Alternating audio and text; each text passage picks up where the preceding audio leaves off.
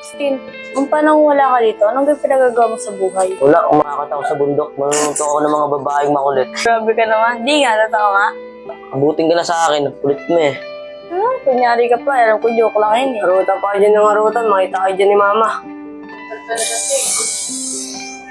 Pala anak, yan nga pala akong bibigay sa'yo. Ano yan, ma?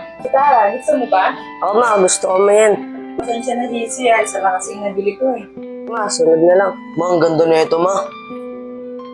Parang nakabaliwala na ako dito. Nakagala ka nga lang.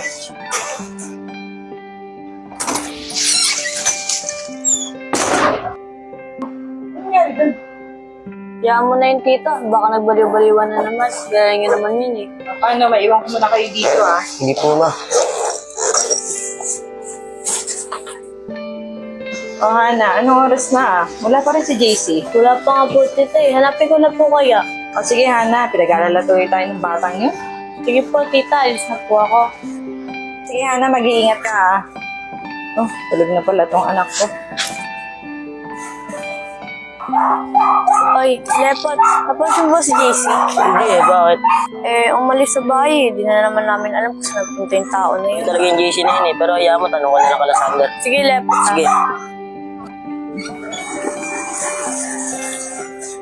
Oh Hana, nakita mo na ba si JC? Tita, hindi pa po eh. Pero sabi po ni Lepot, sila daw po na maghahanap. Sana makita na nila, no? Sige na Hana, matulog ka na.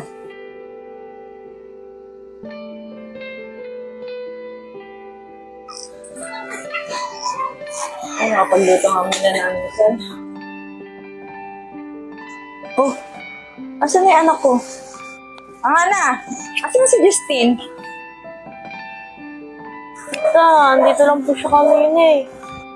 Ano ba yan? Saan na naman pumunta yung batang yun? Hindi ko rin po alam, tita eh. O sige, sige na, matulog ka na muna dyan. Hanapin na lang natin mamaya. Saan na kayo yung dalawang batang yun? Tita, lalabas na po muna ako. Ako na lang po muna maghahanap sa dalawa na yun. Sige, Hana, nag-aalala na ako. Sige po, tita.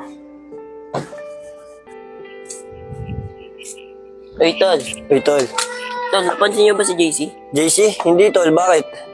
Eh, hindi daw umuwi sa kanila kagabi. Saan hinahanap niya na? Pasaway talaga tong JC na to, no? Puro konsumisyon na lang dinadala sa bahay nila. Oo nga, tol. Dapat nga magpakabait siya kasi ampun lang siya eh. O, tol, si ano?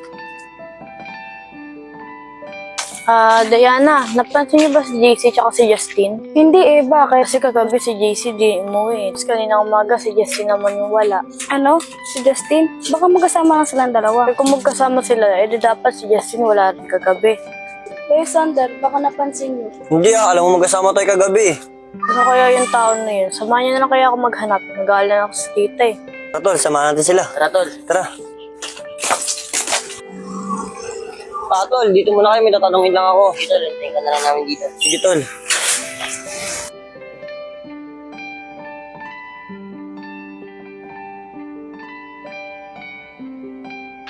Ate, pwede po ba magtanong? May nakita po ba kayo na tao mga kasing ko lang? Baka yung nadisgrasya kahapon ay na yung taong hinahanap mo. Umalo pa nga yung ulo sa tricycle eh. Sana naman wala sa kanila yung nadisgrasya kagabi.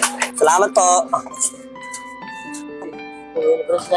Be, anong balita, be? Be, may masamang balita. Kasi daw kanina, may nadisgrasya daw doon. Bumalo daw sa tricycle ng ulo. Ano? Sana hindi si Jessie tsaka si Justin yung taong sila sabi nila, no? Oo nga, napaisip din ako doon eh. O ano, bibili lang pagkain para sa inyo. Sander, totoo ba yung sinasabi mo? Paano, totoo yung sinasabi ko? O paano, uwi muna ako. Sabihin ko lang kay tita yung mga nangyari ngayon. Giana, mag-iingat ka. Giana, ingat ka. Tara, tayo mga tatlo maghanap. Tara, tol. Tol, paano kung isa sa kanila na disgrasya? Sino pipiliin mo madisgrasya? Si Justin o si JC? Sa akin, si JC, tol. Parang kulit kasi ng tao na yun eh. Ikaw, tol.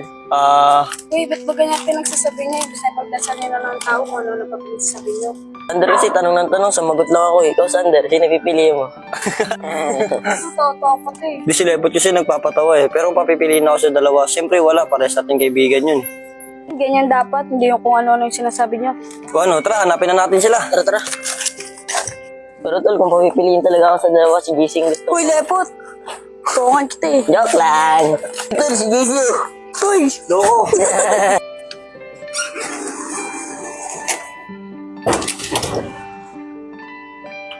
Sana naman, wala na sa dalawa na yun.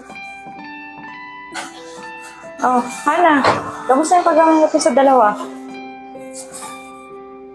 Tita, may masama pong balita eh. Bakit? Ano yun? Eh tita, may nagsigasya daw po doon sa may kanto. Mama daw po yung ulo sa may tricycle. Ano? Sino daw yung nadisgrasya? Hindi ko po alam tita eh, pero halos kasi may idara na daw po nilalepot. Ay naku, sana naman dami yung mga anak ko. Sana nga po tita, pag-pray na lang po natin sila. Sige na, Hana, magpahinga ka muna sa loob. Diyos ko.